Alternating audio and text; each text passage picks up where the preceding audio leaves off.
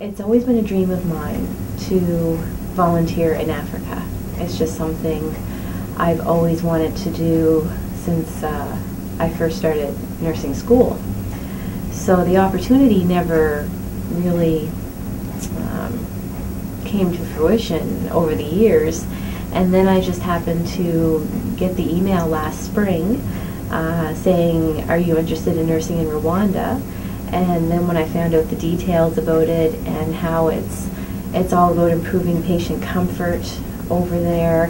When Elsa asked if I would become involved, I knew that she had already formed relationships and she had a great deal of trust within the nursing community in both Butare at the hospital and in Kigali at the Health Institute there.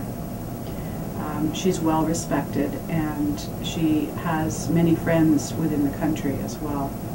So that gave us a very good foundation from which to start to develop our partnership. One of the reasons that I really felt that the partnership had the potential to work was the response of the healthcare workers to the students when they were there.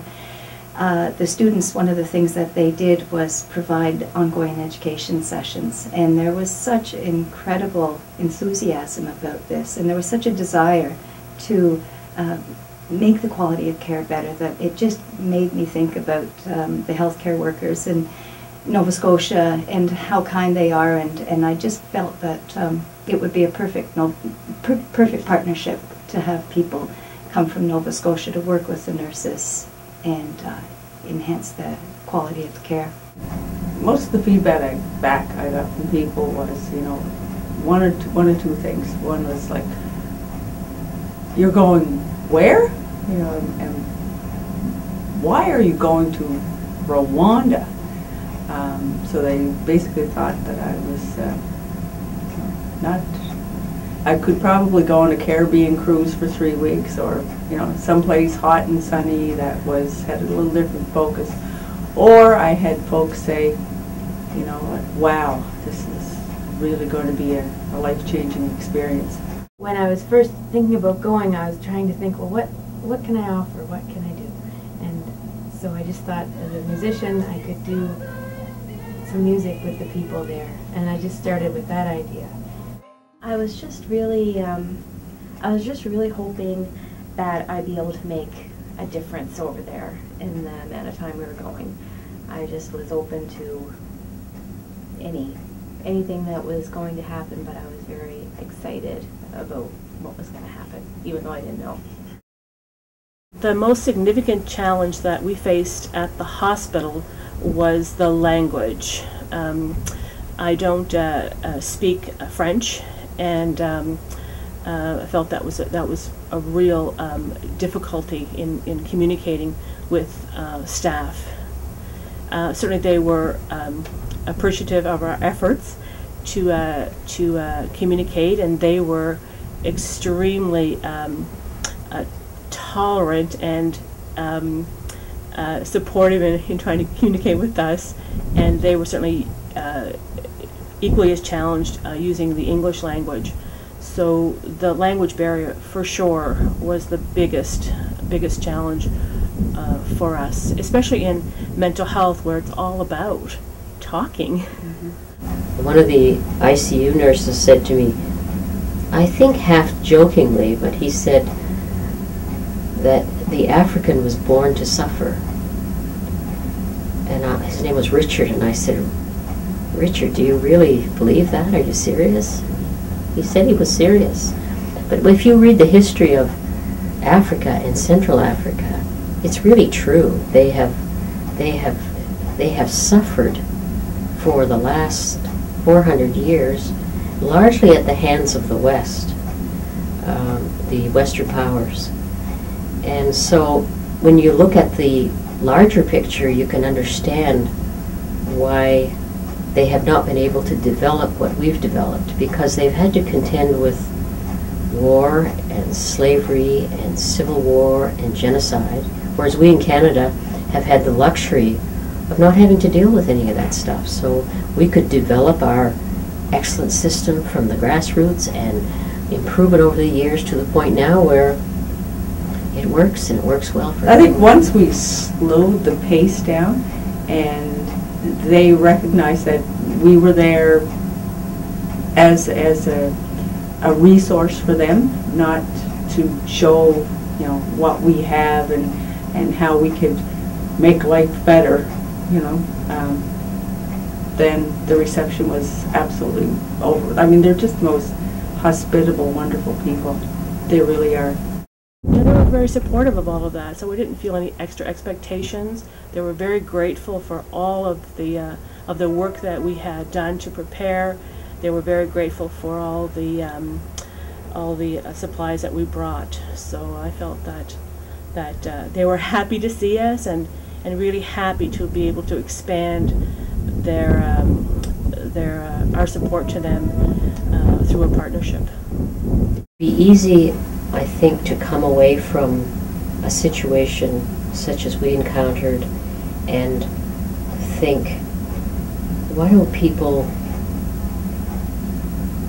do more, or why don't they work harder, or why aren't they more interested in improvement? And because the challenges are immense. They have a lot of high tech, but they do not have basic public health. And high tech without basic public health is I mean, it just doesn't work. It's bad for people. I did a presentation on palliative care because Lynn was gone, and they seemed very interested, and they had questions, very basic questions. A question, for example, that I think we've gone past it here. What's the difference between palliative care and euthanasia?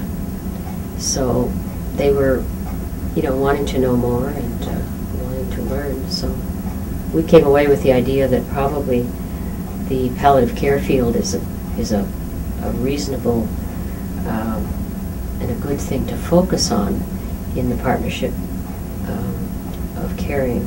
We've talked a number of times in the group that we have to focus on the small gains. If you look at the big picture, you'd come away and shake your head and say, nothing is ever going to change in Africa. There's too much stacked against it. But when you deal with individual cases, such as we did, and you see how much joy it brings to people, really, to have someone interested in them and help them with pain and bring them food and that kind of thing, then it has to be doing some good.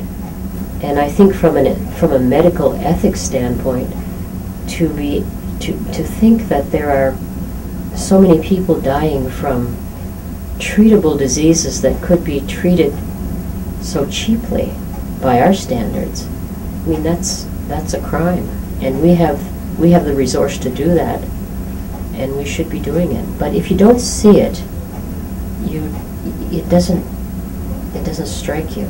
You don't connect with it. I must say that I experienced, even though it's a short period of time, I've experienced an awareness that I can't put it really into words, but it's almost like a heightened sense of awareness and priorities. My priorities have changed, and I see that as I go back to work, and everyday practice that has totally changed, and I can't explain it. I cannot put that into words that would capture that emotion. I am totally thrilled and excited with the response to the Partnership in Caring and the group that went to Rwanda. I'm just so excited with what they were able to accomplish in the short time they were there.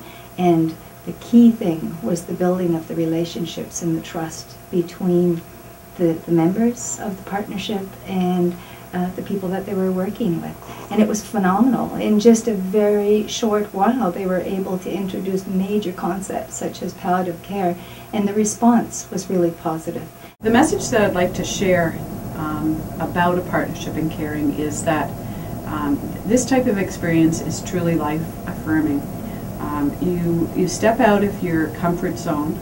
At times, we were each out of our comfort zone, and these were the times that we drew on each other for strength and support. I think it's an absolutely great cause, and I think the benefits are immediate, and I think nothing but good can come out of joining the group, being a part of the group, and coming with us to Rwanda.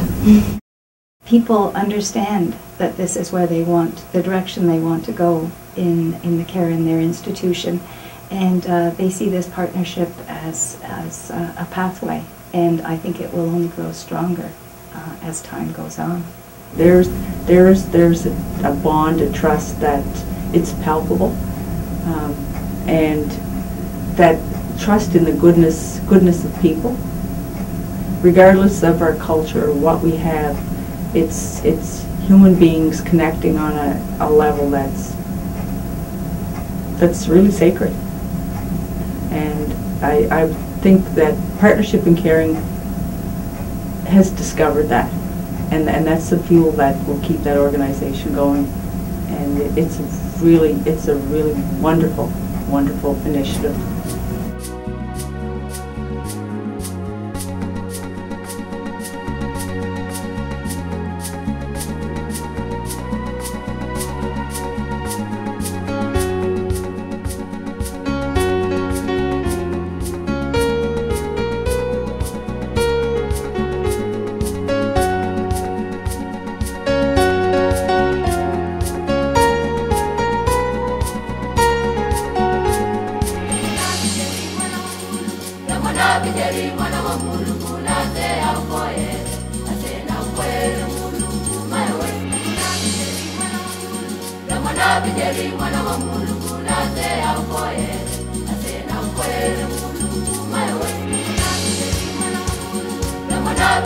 Mwana wa